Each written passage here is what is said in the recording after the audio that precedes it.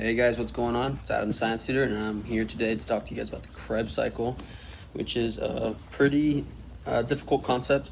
I remember always struggling with it in undergrad, but the more you write it out, the better. So as everything, while watching it, you should be writing the cycle out. It will help you. So let's get started. So from glycolysis, if you guys remember that cycle, I have a video about it as well. But we got 2 pyruvate and 8 ATP as our net total of what we got. And then from the pyruvate, we're going to take it into the link reaction, which is an inner mitochondria, and that's going to go and become 2 acetylcholine, and we'll also get 6 ATP, which is the indirect ATP as well. And this happens per glucose, which is important to remember. And also the Krebs cycle and TCA cycle need oxygen. They don't work without oxygen, and that's how a lot of our pyruvate turns to lactate. I explained that in my glycolysis video, or my link reaction video. So go check that out. So our starting point for the Krebs cycle is acetyl CoA and oxaloacetate. So these guys are going to come together, and we're going to form citrate. So I'm just going to go over and layer out the system first, and then we'll go into the nitty-gritty details about the different enzymes and whatnot. So the citrate's going to turn to succinate. Succinate is going to turn to isocitrate. Isocitrate will turn into alpha ketoglucose. Alpha ketoglucose will turn to Succinyl Coa, which is a very interesting molecule, but Succinyl Coa. And then Succinyl Coa, sorry, just drawing in this arrow because I drew it ugly. Succinyl Coa will turn to succinate. It's kind of easy, it's succinate. And succinate will have 2 extra guys, so I'll fumarate and malate. And malate is also extremely important. So, sorry, let me squeeze over my oxaloacetate and the acetylcholine so I can make some more room. Make it make sense. So oxaloacetate and acetylcoacetate are not the same molecule. They both start the Krebs cycle. So our final portion of the Krebs cycle is malate. So I'm just redrawing this to make it more easy on the eye. And repositioning my camera. Okay, cool. And malate to oxaloacetate, I'm having the worst time saying that word, but OAA is reversible. That's the only one that's reversible. So that's important to remember. And it's actually not spontaneous. It's coupled with acetyl-CoA to make it spontaneous. So the first enzyme up is citrate synthase. Synthase tells us that we're creating citrate, which is very important. So citrate synthase, we're synthesizing it, we're creating it. Then we have iconitase, and we're going to have iconitase twice. Citrate will use iconitase to become cis-iconitase, and iconitase will also make cis-iconitase into isocitrate. This is now going to be the start of our harvesting. So this is where we're going to get some energy. So the rest of it's pretty unimportant until now. So we're going to have isocitrate dehydrogenase. Dehydrogenase, if you guys remember from my last videos, dehydrogenase deals with indirect energy. So indirect energy is in the form of NADH or FADH2.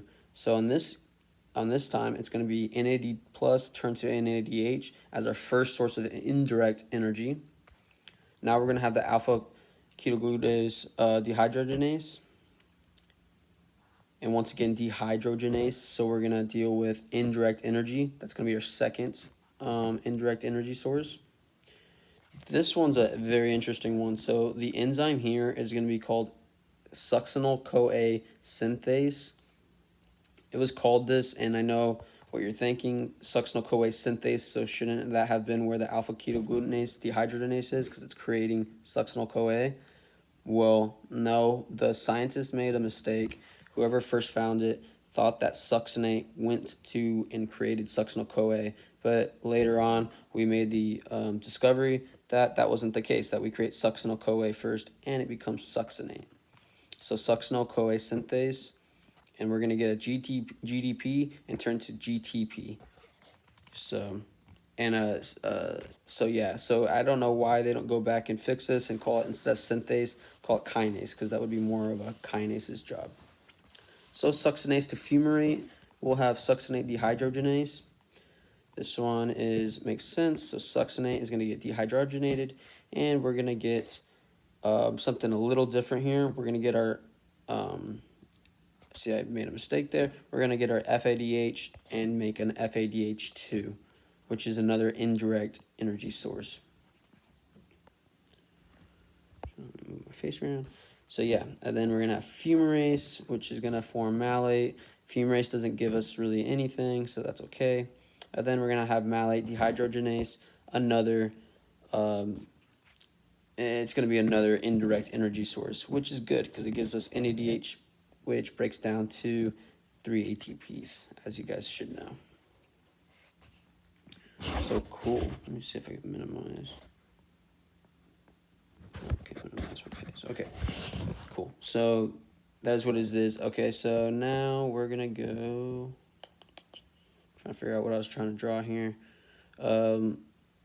Now we're going to count up our products, what we got, what our energy molecules are. So remember, citrate, citrate, cis-aconitase, and isocitrate, we're just getting us primed up and ready to make energy.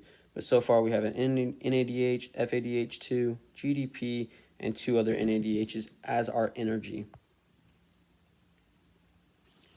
So this going to happen twice because in our link reaction we got 2 acetyl-CoAs per glucose. That's important to remember. So this cycle will happen twice per glucose.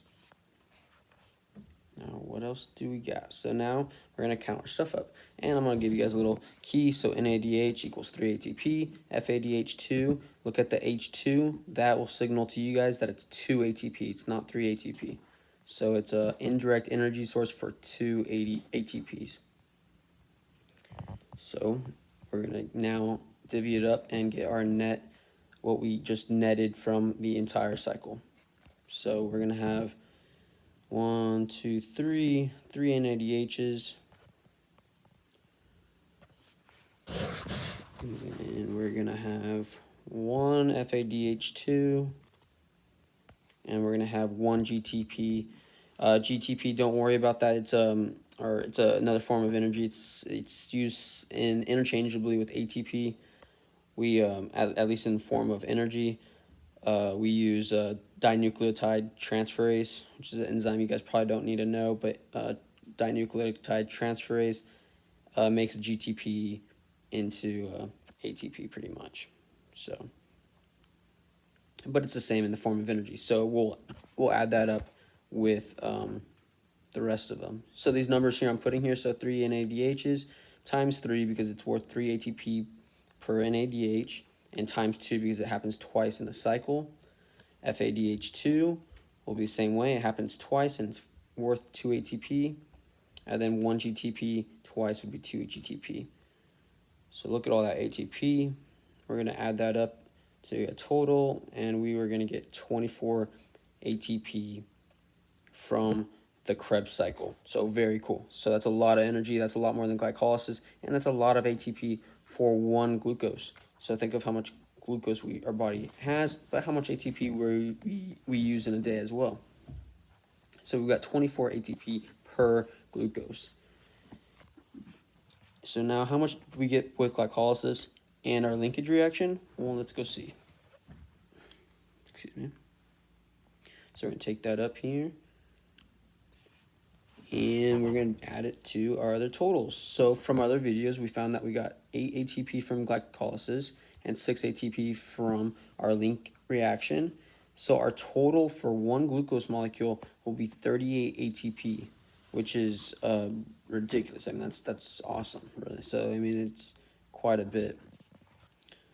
So, a little extra information I'm going to go through is, so this is it's a circle, and it seems like a never-ending circle, but carbons can leave the cycle. So there's little exit points The exit points you should probably know are going to be listed right now, but the main ones are the alpha Kg, isocitrate, alpha Kg, and oxidal acetate. So alpha Kg can leave, and it could become or help form amino acids. So that's important. And it's the carbon that's leaving, so.